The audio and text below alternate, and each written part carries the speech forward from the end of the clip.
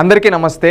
జగన్మోహన్ రెడ్డి గారు ఈరోజు ఒక ప్రెస్ కాన్ఫరెన్స్ పెట్టి నిన్న జరిగిన కొన్ని సంఘటనల గురించి మాట్లాడుతూ ఒక మాట అన్నాడు.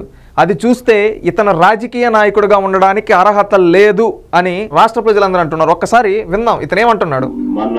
మన అభిమానస్తుడై నెక్స్ట్ టీడీపీ ప్రభుత్వంలో టీడీపీ వాళ్ళను రప్ప ఏం జాతరలోది గంగమ్మ జాతరలో ఏం లేని పొట్టేలు తల నరికినట్ట రప్ప మంచిది. ఏమంటున్నాడు, నిన్న వాళ్ళ పార్టీ కార్యకర్తలు కొంతమంది ఈ ఫ్లకార్డ్స్ పెట్టుకొని నరుకుతాం చంపుతాం అని చెప్పి అంటూ ఉంటే ప్రజల్ని ఉద్దేశించి అదేవిధంగా తెలుగుదేశం పార్టీ నాయకులను ఉద్దేశించి ఈ విధంగా పెట్టుంటే ఒక బాధ్యత గల పార్టీ అధ్యక్షుడిగా దాన్ని ఖండించాలి, లేదా నచ్చజెప్పాలి, క్షమాపణ చెప్పాలి. అవి చెప్పకుండా నిస్సిగ్గుగా ఏమంటున్నాడు, నరుకుతారు మంచిదే కదా. అసలు ఇలాంటి వ్యక్తి ప్రజాస్వామ్యానికే పెను ప్రమాదం. ఏమంటున్నాడు, ప్రత్యర్థి పార్టీ వాళ్ళని ప్రజల్ని చంపుతారా? నీకు అధికారం దాహం ఏంది? నువ్వు కోట్లు సంపాదించుకొని ఫోన్ ట్యాపింగ్లు చేసుకునేదానిక జగన్మోహన్ రెడ్డి? ప్రజలకు మంచి చేసి దాని గురించి అడగాలి కానీ ప్రజా సమస్యల గురించి మాట్లాడాలి కానీ అవుట్ గురించి మాట్లాడకుండా ఈరోజు నిన్న అది జరిగితే తప్పుని సమర్థించుకుంటూ నిస్సిగ్గుగా ఏమంటూ ఉన్నావు, నరుకుతాం తప్పేముంది అంటున్నావు. సిగ్గుచేటు జగన్మోహన్ రెడ్డి గారు. మీరు ఎమ్మెల్యేగా ఉండడానికి కూడా అర్హత లేదు, కోల్పోయారు. ఎందుకంటే అలాంటి మాటల ప్రజాస్వామ్యంలో ఆంధ్రప్రదేశ్ రాష్ట్ర ప్రజలు ఒక్కసారి ఆలోచించండి. మనకు 5 ఏళ్ళు ఒక రాక్షసుడు ముఖ్యమంత్రిగా ఉన్నాడు. మనం ఓటేసి ఓడించినా ఇతను ఏం జరుగుతుంది, ఇంకా మళ్ళీ మేము వచ్చి చంపుతామని చెప్తున్నాడంటే ఇలాంటి వ్యక్తి రాజకీయాల్లో ఉండడానికి అర్హత ఉందా? ఇప్పుడు రాష్ట్ర ప్రజలు కూడా ఒకటి ఆలోచించాలి. మనం రాష్ట్ర విభజన జరిగింది, ఆనాడు చంద్రబాబు నాయుడు గారు అభివృద్ధి చేశారు, రాజధాని నిర్మాణం కోసం చేశారు, కేంద్ర నుంచి అనేక విద్యా సంస్థలు అదేవిధంగా పరిశ్రమలు ఇవన్నీ తీసుకొని వచ్చి రాష్ట్రాన్ని అభివృద్ధి చేస్తూ మన యువతని ఒక మంచి స్థానంలో ఉంచాలి. మన వాళ్ళు ఇక్కడ రాష్ట్రంలోని పేదరికం నిర్మూలన జరగాలంటే అది విద్యతో మాత్రమే సాధ్యం. వాళ్ళని మంచి పాఠశాల, వాళ్ళకి మంచి స్టాండర్డ్స్ ఇవ్వాలి. మనం ఇక్కడికి పరిశ్రమలు తీసుకొని వస్తే మన వాళ్ళు బయటికి వెళ్లకుండా ఇక్కడే పని చేసుకుంటారు, ఇక్కడే పని చేసుకొని సెటిల్ అవుతారు అని చెప్పి ఈ విధంగా చేసి అన్ని పెడితే ఇతను ఏమన్నాడు, ఒక్క అవకాశం ఇవ్వండి అన్నాడు. ఒక్క అవకాశం వచ్చిన తర్వాత రాష్ట్రంలో ఏం చేశాడు, రౌడీజం చేసి గుండాయుధం చేశాడు. అందుకని ప్రజలు మనందరం కలిసి ప్రజాస్వామ్యబద్ధంగా ఇతన్ని ఓడించాం. ఓడిస్తే ఇతను ఓడిపోయిన తర్వాత జరిగిన తప్పుల నుంచి సరిదిద్దుకొని అవును చంద్రబాబు నాయుడు గారు అభివృద్ధి చేశారు, మనం రౌడీజం గుండాయుధం చేశాం కాబట్టి మన ప్రజలు ఓడించారు. రేపు ఇప్పుడు కూడా చంద్రబాబు నాయుడు అభివృద్ధి చేస్తున్నాడు, మనం అభివృద్ధితో పోటీ పడతామని చెప్పి ఓట్లు అడగాలి.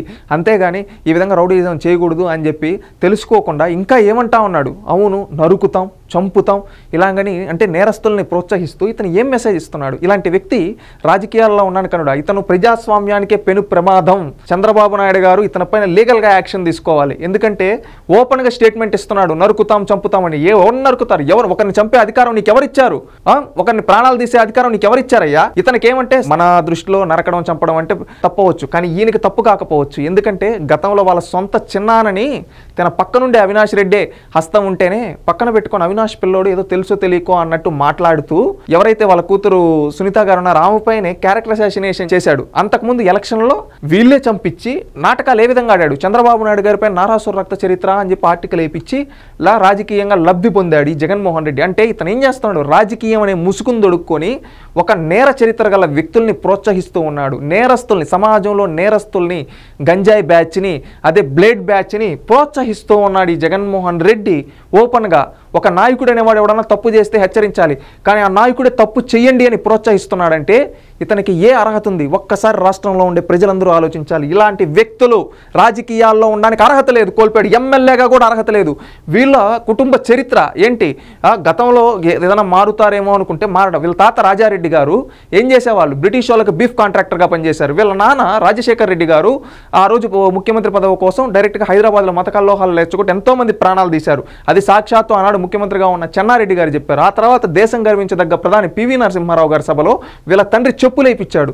ఈయన కూడా రాష్ట్రం ఎప్పుడన్నా అభివృద్ధి దశలో వెళ్తా ఉంటే law and order issues create చేసేవాడు. ఈవెన్ 2014 నుంచి 19 వరకు ఒక కులం పైన విషం జిమ్మి చంద్రబాబు నాయుడు గారి కులం అంటగట్టి చేశాడు. మళ్ళీ వచ్చి ఆ రోజు వైజాగ్లో సమ్మిట్ జరిగి కంపెనీలు వస్తూ ఉంటే అక్కడికి వెళ్ళి కావాలనే law and order issue create చేశాడు. ఈ రోజు కూడా రాష్ట్రం ఒక సెటరైట్ అయ్యి అప్పుల నుంచి బయటపడుతూ కొంచెం రాష్ట్రం సంక్షేమ కార్యక్రమాలు జరుగుతూ అటు అభివృద్ధి కార్యక్రమాలు జరుగుతూ సంస్కరణలు తీసుకొని ముందుకెళ్తూ ఉంటే ఈ రోజు law and order issues create చేసే విధంగా ఇతను మాట్లాడుతూ ఉన్నాడు. ఇతని మాటలు ఉన్నాయి. ఇలాంటి వ్యక్తి పైన కేసు ఎందుకు బుక్ చేయకూడదు? ఇలాంటి వ్యక్తిని కేసు బుక్ చేసి ఇలాంటి వ్యక్తిని రాజకీయంగా ఎలిమినేట్ చేస్తేనే రాష్ట్రం బాగుపడుతుంది. ఎందుకంటే ఇలాంటి వ్యక్తి రాజకీయాల్లో ఉండడానికి అనర్హుడు. ఈరోజు ప్రాణాలు తీసేస్తామని ఓపెన్గా చెప్తున్నాడంటే ఇలాంటి రాక్షసులు రాజకీయాల్లో ఉండడానికి అర్హత ఉందా? నువ్వు రాజకీయంగా విమర్శించు, సంక్షేమ కార్యక్రమాల గురించి విమర్శించు, అభివృద్ధి కార్యక్రమాల గురించి నిర్మాణాత్మకమైన విమర్శలు చేయండి. అంతేగాని ఈ విధంగా ఎట్లా పడితే అట్లా నోటికొచ్చినట్టు చంపేస్తామంటూ ఉన్నారంటే ఇలాంటి వ్యక్తి రాజకీయాల్లో ఉండడానికి అనర్హుడు నా ఉద్దేశం. రాష్ట్రంలో ఉండే యువత ఆలోచించండి.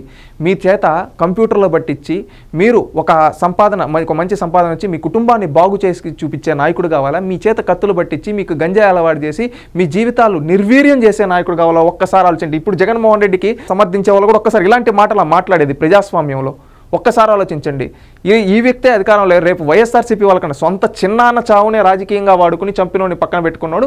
మీ వాళ్ళని పావుల్లా వాడుకుంటున్నాడు. అది కూడా వైఎస్ఆర్సీపీ కార్యకర్తలు ఆలోచించాలి. ఎందుకంటే రాజకీయాలు శాశ్వతం కాదు, రాష్ట్రం శాశ్వతం, అభివృద్ధి శాశ్వతం, సంక్షేమ కార్యక్రమాలు శాశ్వతం, చేసిన మంచి శాశ్వతం. అంతేగాని ఒకరినొకరు నరుక్కుంటూ పో అంటే ఎవరు మిగులుతారు? అందరూ కత్తిపట్టి నరుక్కుంటే ఎవడు మిగులుతారు లాస్ట్కి భూమి పైన? ఒక్కసారి ఆలోచించండి.